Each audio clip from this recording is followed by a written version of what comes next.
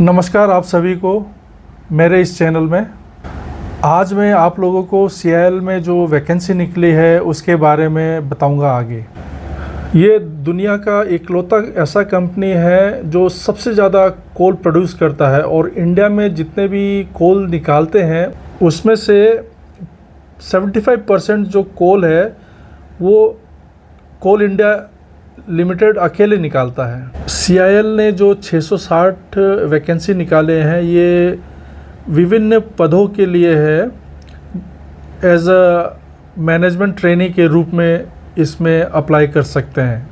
ये जो पदों के लिए वैकेंसी निकाले हैं इसमें जो वेतनमान है वो स्टार्टिंग आपका है 60,000 प्रति माह से लेके 1,80,000 प्रति माह तक है। इसके अलावा इस सैलरी के अलावा वेतन के अलावा आपको एचआरए, डीए, इंश्योरेंस, मेडिकल ये सारे चीज़ें फैसिलिटी उपलब्ध हैं। इसके अलावा आपको मिलेंगे, मतलब जो वेतन है उनके अलावा आपको ये सारे फैसिलिटी मिलेंगे।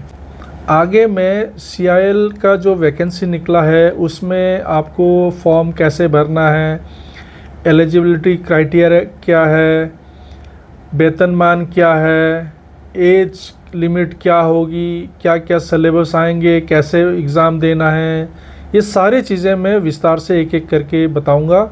और आप लोगों से निवेदन है कि आप अंत तक देखिए ताकि आप लोगों को सारी चीज़ों का पता चले कि आपको क्या क्या करना है।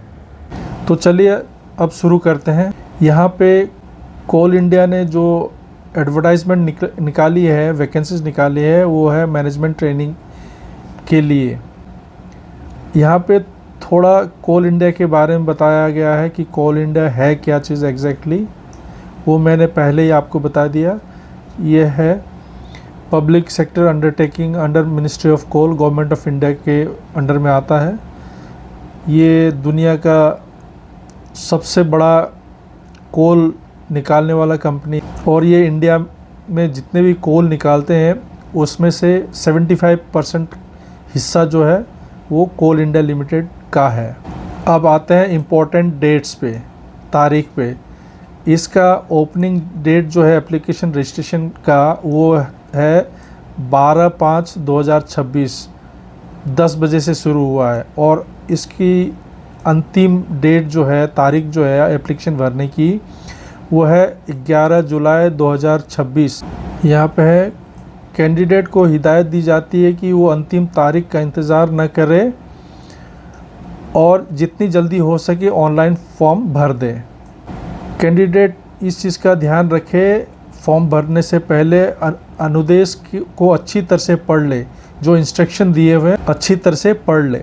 दूसरा पॉइंट जो है यहाँ पे क्वालिफिकेशन एंड एलिजिबिलिटी क्राइटेरिया, योग्यता और मानदंड जो है उसमें है। ये इसमें पोस्ट कोड दिया हुआ है, जो वैकेंसी है जिस पोस्ट के लिए है उसका कोड 11, 12, 13 दिखा है।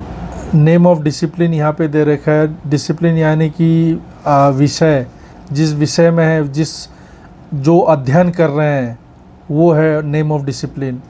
मिनिमम क्वालिफिकेशन क्या होना चाहिए इसके लिए, जैसा कि यहाँ सिविल है, सिविल में आपको degree in relevant branch of engineering with a minimum of 60% marks. इसमें जो आप सिविल में आप पढ़ाई कर रहे हैं जो भी, तो उसमें कम से कम आपका जो परसेंटेज ऑफ मार्क्स होना चाहिए वो 60 मार्क्स होना चाहिए। इसी तरह इलेक्ट्रिकल का दिया हुआ है, इलेक्ट्रिकल में भी degree in relevant branch of engineering with a minimum of 60% mark. इसमें भी कम से कम 60% मार्क्स होने चाहिए इस विषय में जो इलेक्ट्रिकल है। मैकेनिकल वाला जो विषय है इसमें भी 60 मार्क्स की ज़रूरत है, 60% यानी सिस्टम है ये। इसमें है recognised first class degree in BTech, BSc engineering in computer science, computer engineering, IT और any first class degree with MCA. इसी तरह ईटी का है, जियोलॉजी, इसमें क्या क्या होना चाहिए। इंडस्ट्रियल इंजीनियरिंग में भी दे रखा है, आप ये देखिए यहाँ पे इनका भी कम से कम 60% मार्क्स होना चाहिए। राजभाषा जो हिंदी है इसमें जो इस विषय में जो कर रहे हैं उनको MA इन हिंदी कम से कम 60% मार्क्स होना चाहिए। कंपनी सेक्रेटरी के लिए यहाँ पे दिया हुआ है। जो BE BTech BSc engineering MCA MSc MTech है वो किसी मान्यता प्राप्त भारत के यूनिवर्सिटी या विश्वविद्यालय से होना चाहिए। जो डिग्री लिया गया है ऑनलाइन कॉरेस्पॉन्डेंस या पार्ट टाइम के थ्रू वो भी इसमें अप्लाई कर सकते हैं। जो क्वालिफिकेशन योग्यता अंक है वो कम से कम 60% होना चाहिए जनरल OBC EWS कैटेगरी वालों के लिए। SC ST और विकलांग कैंडिडेट को कम से कम 55% मार्क्स हो तभी वो अप्लाई कर सकते हैं। कौन कौन इस पदों के लिए अप्लाई कर सकते हैं? तो उनमें से पहला है वो कैंडिडेट जो अभी पढ़ाई कर रहे हैं और फाइनल ईयर में है, इस सेशन में एकेडमिक ईयर में 25-26 में, वो भी अप्लाई कर सकते हैं इस पोस्ट के लिए। दूसरे डॉक्यूमेंट्स के अलावा जो कैंडिडेट फाइनल ईयर सेमेस्टर में है उनको सारे मार्कशीट्स जो कि लेटेस्ट सेमेस्टर के हैं उनको भी अपलोड करना है आपको एप्लीकेशन में भरते वक्त। Clarification on the relevant branch of engineer, electrical engineering with any combination. In the case of combination undergraduate certificate, the words electrical or electrical engineering must precede in the nomenclature of courses. इसी तरह mechanical विषय में आपको यहाँ दिया गया है, आप देख सकते हैं। इलेक्ट्रॉनिक के लिए यहाँ पे दिया हुआ है। इंडस्ट्रियल इंजीनियरिंग विषय में जो भी है यहाँ पे है, आप एक एक करके ध्यान से पढ़ लीजिए। अब आते हैं टेंटेटिव वैकेंसी, यानी कि संभावित पद। किन किन विषय में किन किन कैटेगरीज में कितने पद रखे गए हैं उन सब के बारे में यहाँ है। जैसे सिविल में जनरल कैटेगरी के लिए 72 वैकेंसी है, EWS के लिए 17, SC के लिए 26, ST के लिए 13, इसी तरह OBC NLC फ्रेश वैकेंसीज़ हैं यहाँ पे 174। ब्लॉकेज वैकेंसी यहाँ पे है चार टोटल। इलेक्ट्रिकल के लिए यहाँ पे दे रखा है, देखिए OBC के लिए 91, EWS के लिए 22, SC 23। इसी तरह सारे मैकेनिकल सिस्टम इनके अगेंस्ट में जो भी यहाँ पे देखिए, यहाँ पे सारे सीट्स दिए हुए हैं, आप देख सकते हैं। जिस कैटेगरी में आप बिलोंग करते हैं उस कैटेगरी के थ्रू आप फॉर्म फिलअप कर सकते हैं। जूलॉजी में देखिए यहाँ पे टोटल 15 सीट हैं। इंडस्ट्रियल इंजीनियरिंग में आपका 11 सीट हैं। राजभाषा में 5, कंपनी सेक्रेटरी के लिए 4। तो टोटल यहाँ पे देखिए 660 पोस्ट है। यहाँ पे एब्रीविएशन दिया गया है। एब्रीविएशन यानी कि शॉर्ट फॉर्म में जो भी ऊपर में दिया गया था उसके बारे में है। LV का मतलब हो गया आपका लो विजन, HH हो गया hard hearing, OA 1 arm, OL 1 leg. इसी तरह सारे देख लीजिए यहाँ पे शॉर्ट फॉर्म का एब्रीवेट है ना। जो इसमें जनरल कंडीशन जो है, सामान्य शर्तें जो है इसमें अप्लाई करने के लिए, जो ग्रेजुएशन कैंडिडेट ने किया है वो भारत के किसी भी मान्यता प्राप्त यूनिवर्सिटी या इंस्टीट्यूट से होना चाहिए। दूसरा है इंजीनियरिंग डिग्री जो है MTech MSc MCA वो फुल टाइम होना चाहिए। एग्रीगेट फाइनल मार्क्स को कैलकुलेट करने के लिए पूरे साल या सेमेस्टर्स को एग्रीगेट मार्क्स लिया जाएगा। ये मिनिमम क्वालिफिकेशन जो यहाँ पे बताया गया था 60%, SC ST के लिए 55%, ये ऊपर में मैं आपको पहले ही बता चुका हूँ।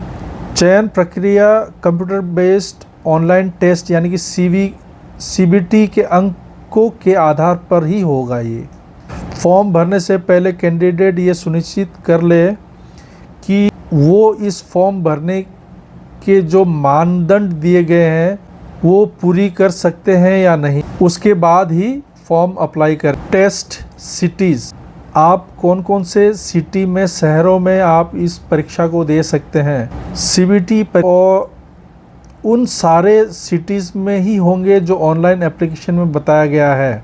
कैंडिडेट 3 सिटीज़ सेलेक्ट कर सकते हैं जो उन सिटीज़ में परीक्षा देना चाहते हैं, जो उनके आसपास हो, जो उनके सहूलियत प्रदान करता हो वो city. Computer based online test यानी कि सीबीटी। सीबीटी 3 घंटे का होगा जिनमें 2 पेपर्स होंगे, एक पेपर 1 और दूसरा पेपर 2, और दोनों ही 100 अंकों के होंगे। पार्ट 1 में general knowledge, awareness, reasoning, numerical ability and general English होगा। पार्ट 2 के बारे में कह रहे हैं कि पार्ट 2 में पर्सनल नॉलेज, डिसिप्लिन रिलेटेड यानी कि विषय के साथ में जो आपने जिस विषय में किया है उसके बारे में विषय अनुसार 100 अंकों का MCQs होंगे। हर प्रश्न का 1 अंक होगा। कोई भी नेगेटिव मार्किंग नहीं होगा इसमें, भले ही आपका उत्तर गलत हो। ये जो एग्ज़ामिनेशन पेपर होंगे, जो परीक्षा होंगे, ये 2 भाषाओं में होंगे, हिंदी और इंग्लिश में। अब देखिए यहाँ पे qualifying marks in the CBT test. General और EWS कैटेगरी को कम से कम 40 मार्क्स हर पेपर में लाने हैं। इसी तरह OBC और नॉन क्रीमी लेयर्स के लिए 35 मार्क्स, SC ST PWD के लिए 30 मार्क्स कम से कम लाने हैं हर पेपर में। जो 2 पेपर हो रहे हैं दोनों में 30-30 लाने हैं, इसमें 35-35, इसमें 40-40। अब आते हैं एप्लीकेशन फ़ी पे। फॉर्म फिलअप करते हो कितना आपको फ़ी जमा करना पड़ेगा। जो candidate general, OBC EWS category में आते हैं उनको 1180 रुपये जमा करने होंगे ऑनलाइन फॉर्म भरते वक्त। बाकी कैटेगरीज जो आते हैं SC ST PWD कैंडिडेट्स, उनको कोई एप्लीकेशन फ़ी जमा नहीं करने हैं। एप्लीकेशन फ़ी एक बार जमा करने के बाद आपको वो रिफ़ंड नहीं किया जाएगा, भले ही कुछ भी हो जाए। अपर एज लिमिट क्या होंगे? अपर एज लिमिट होंगे 30 साल। 30 साल कब होना चाहिए आपको? 30 अप्रैल 2026 तक अगर आपका 30 साल है तो ही आप अप्लाई कर सकते हैं। और ये 30 साल किन लोगों के लिए है, किन कैंडिडेट के लिए? ये उन कैंडिडेट के लिए है जो जनरल कैटेगरी, EW कैटेगरी में आते हैं, उनके लिए है। यहाँ OBC के लिए 3 साल का और है, SC ST के लिए 5 साल का छूट है, जनरल UR के लिए 10 साल का, OBC नॉन क्रीमी लेयर के लिए 13 साल का है, ये SC ST के लिए 15 साल का रिलैक्सेशन दे रखा है।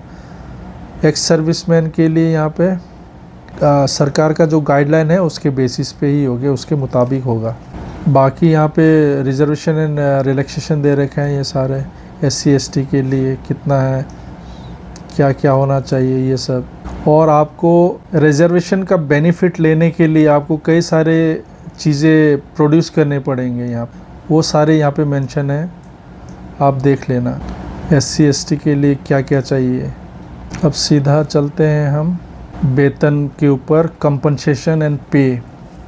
जो सिलेक्टेड कैंडिडेट है उनको मैनेजमेंट ट्रेनी के पद पे रखा जाएगा और वो मैनेजमेंट ट्रेनिंग पीरियड के दौरान उनको 60,000 प्रति माह वेतन दिया जाएगा शुरुआत में। और ये जो ट्रेनिंग होगा वो 1 साल के लिए होगा। 1 साल आप ट्रेनिंग कंप्लीट करने के बाद आप में अगर योग्यता है तो आपको कंफर्म कर दिया जाएगा और E1 ग्रेड ऑफिसर में आपको रखा जाएगा। आपको वेतन के अलावा कई सारे बेनिफिट्स मिलेंगे एक बार आप कंफर्म हो जाएं तब। उसमें क्या क्या मिलेंगे आपको? DA dearness allowances, HRA leave आ गया, मेडिकल फैसिलिटी आ गया, CMPF, CMPS, gratuity, CIL, pension भी। कैंडिडेट को कहीं भी पोस्ट किया जा सकता है। जो कैंडिडेट सेलेक्ट किया जाएगा वो कम से कम 60 महीने तक कंपनी में काम करना पड़ेगा। कैंडिडेट आपको एक एग्रीमेंट बॉन्ड साइन करना पड़ेगा जो 3 लाख रुपये का होगा ज्वाइनिंग करते वक्त। कैंडिडेट को अपॉइंटमेंट से पहले एक मेडिकल एग्जामिनेशन भी देनी होगी। अप्लाई कैसे करें? कैंडिडेट को ऑनलाइन अप्लाई करने के लिए CIL के वेबसाइट में www.coalindia.in में ऑनलाइन फॉर्म भरने से पहले कैंडिडेट को यह सुनिश्चित करना है कि उनके पास ये जो नीचे जो डॉक्यूमेंट्स बताए गए हैं इसके अटेस्टेड और स्कैन्ड कॉपी अवेलेबल रहना है उनके पास।